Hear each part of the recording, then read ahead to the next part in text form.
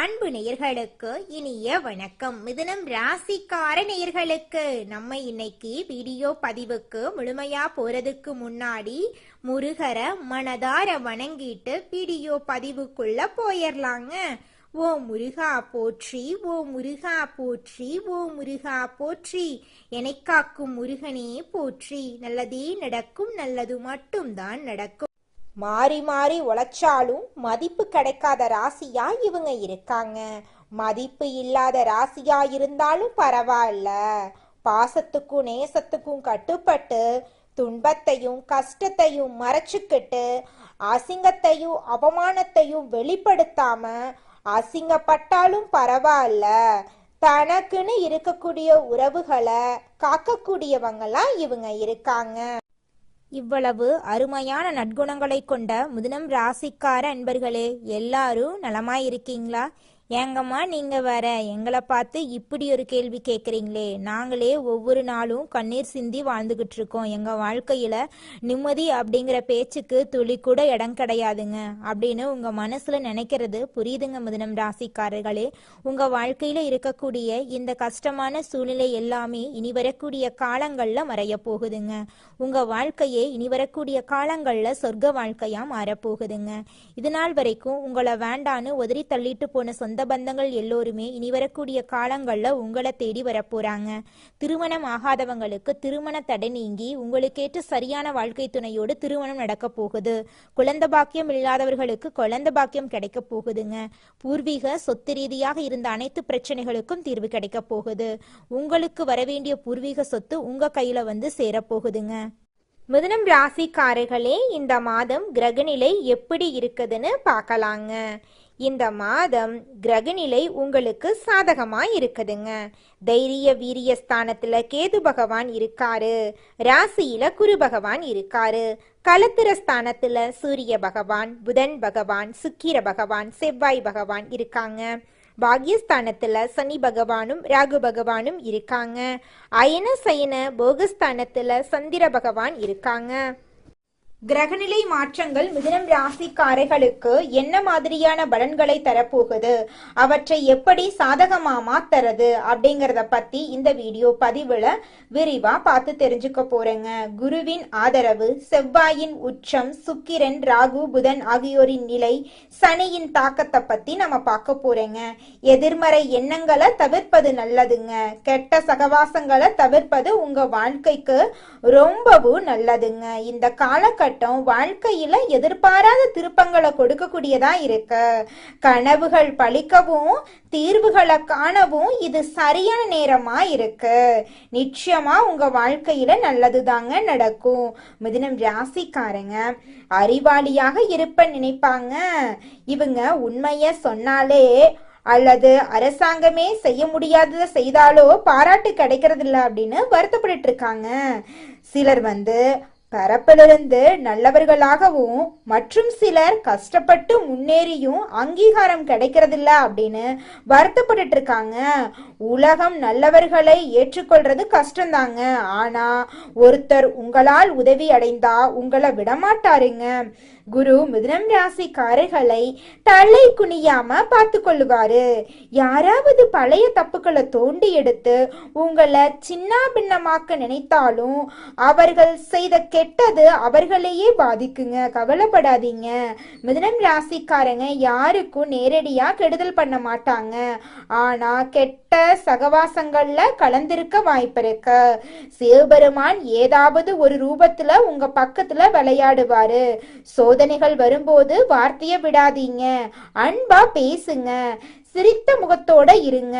சிரிப்பு மன அழுத்தத்தை நிச்சயமா குறைக்குங்க. செவ்வாய் உச்சம் பெற்ற வீடு, அது உங்களுக்கு பெரிய லாபத்தை கொடுக்க போகுதுங்க. 8ஆம் இடத்துல செவ்வாய் இருக்கிறதுனால நல்ல பலன்கள் உங்களுக்கு கிடைக்கும். ஆரோக்கியம் ஐஸ்வர்ய யோகம் ஏற்பட போகுது. மனக்கசப்புகள் விலக போகுது. உறவுகளால லாபம் ஏற்பட போகுது. ஆபத்தான சூழ்நிலைகள்ல இருந்து செவ்வாய் உங்களை காப்பாத்துவாரு. தேவையில்லாம சண்டை போடும் இடங்கள்ல இருந்து சிவபெருமான் உங்களை காப்பாத்துவாருங்க. 9வது வீட்டுல சுக்கிரன் ராகு புதன் இருக்கிறதுனால பலருடைய குணாதிசயங்களை தெரிஞ்சுட்டு நீங்க சாதிக்க போறீங்க. சிரிச்ச முகமா பல விஷயத்த நீங்க ஹேண்டில் பண்ண போறீங்க. சனி பகவான் பதவி ஸ்தானத்தை கொடுத்து பலத்தை நிரூபிக்க போறாரு. கிரகங்கள் எல்லாம் உங்களுக்கு சப்போர்ட்டா இருக்க போறாங்க. துஷ்டமான விஷயங்களை சிந்திக்காதீங்க, அது பிரச்சனைகளை கொடுக்குங்க. பெரிய காரியங்கள்ல இறங்காதீங்க. கெட்டவர்களோடு நட்பு கொள்ளாதீங்க. மிதுனம் ராசிக்காரங்க நடராஜ பகவான வழிபாடு பண்ணணும்.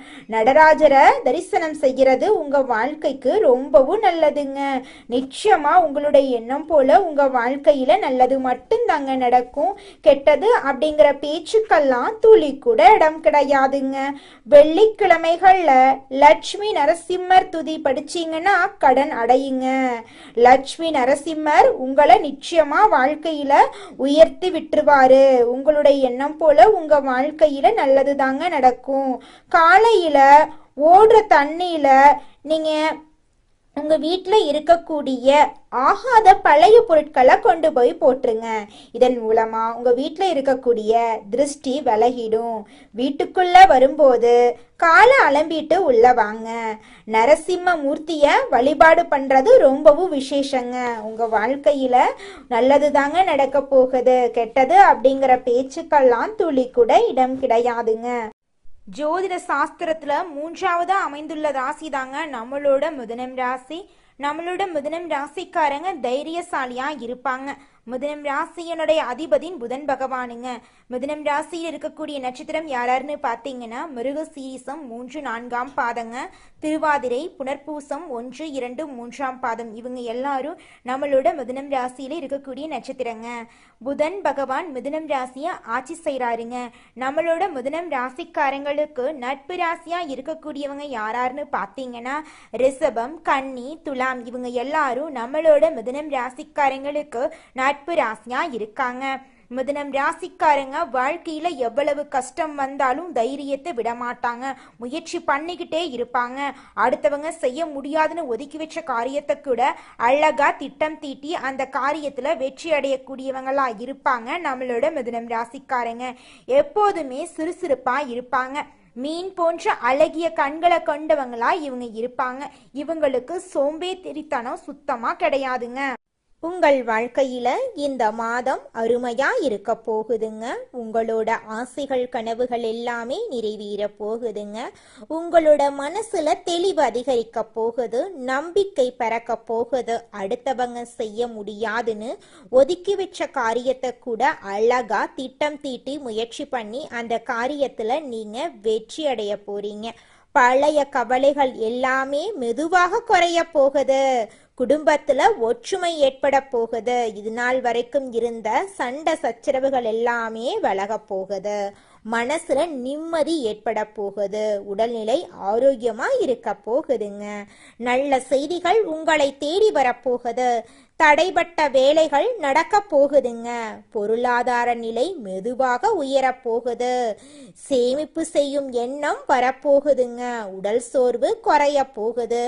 உங்களுடைய உறக்கம் சீராக இருக்க போகுதுங்க. நல்ல மனிதர்களுடைய நட்பு உங்களை தேடி வரப்போகுது. உங்களுடைய மதிப்பும் மரியாதையும் உயரப்போகுதுங்க. வேலை இடத்துல பாராட்டு உங்களுக்கு கிடைக்க போகுது. புதிய வாய்ப்புகள் உங்களை தேடி வரப்போகுது. உங்களுடைய கற்றல் திறன் அதிகரிக்க போகுது. ஆன்மீகத்தின் மீது உங்களுடைய ஆர்வம் அதிகரிக்க போகுது. உங்களுடைய பயம் குறைய போகுது. தன்னம்பிக்கை அதிகரிக்க போகுதுங்க. பழைய பிரச்சனைகளுக்கு தீர்வு கிடைக்க போகுதுங்க. குடும்பத்துல மகிழ்ச்சி ஏற்பட போகுது. சுபகாரியங்கள் அடுக்கடுக்கா நடக்க போகுது. நீங்கள் செல்லக்கூடிய பயணங்கள் உங்களுக்கு நன்மை தரக்கூடியதாக அமைய போகுது. வீண் செலவுகள் எல்லாமே குறைய போகுது. நல்ல முடிவுகள் எடுக்க முடியுங்க. உங்களால மன அமைதி கிடைக்குங்க. உறவுகள்ல புரிதல் அதிகரிக்கும். உங்களுடைய முயற்சிகள் வெற்றி பெறுங்க. உங்களுடைய பொறுமைக்கான பலன் நிச்சயமா உங்களுக்கு இந்த காலகட்டத்துல கிடைத்தே தீரும். எதிர்பார்த்த உதவி உங்களை தேடி வரும். எதிர்கால நம்பிக்கை அதிகரிக்கும். உங்கள் வாழ்க்கையில சந்தோஷம் நிலைச்சிருக்க போகுது. உங்களுடைய ஆசைகள் கனவுகள் எல்லாமே படிப்படியா நிறைவேறப் போகுது. உங்களுடைய வாழ்க்கையில இது நாள் வரைக்கும் இருந்த அனைத்து கஷ்டத்துக்கும் தீர்வு கிடைக்க போகுதுங்க. குலதெய்வம் எங்கேயோ இருக்குது, என்னமோ இருக்குது அப்படிலாம் நீங்க நினைக்க வேண்டாங்க. நீங்க எங்கிருந்தாலும் ஒரு தீபம் ஏத்தி வச்சு அந்த தீப ஒளியில தெய்வங்கள் இருக்கிறாங்க அப்படின்னு நினைச்சு வழிபாடு செய்யுங்க. குலதெய்வமே தெரியாவிட்டாலும் வீட்டுல தீபம் ஏற்றி வச்சு ஏதாவது ஒரு நல்ல நாள்ல குலதெய்வத்தை நினைச்சு வழிபாடு செய்யுங்க. குலதெய்வ வழிபாடு குலம் காக்குங்க, குலம் தலைக்கும்.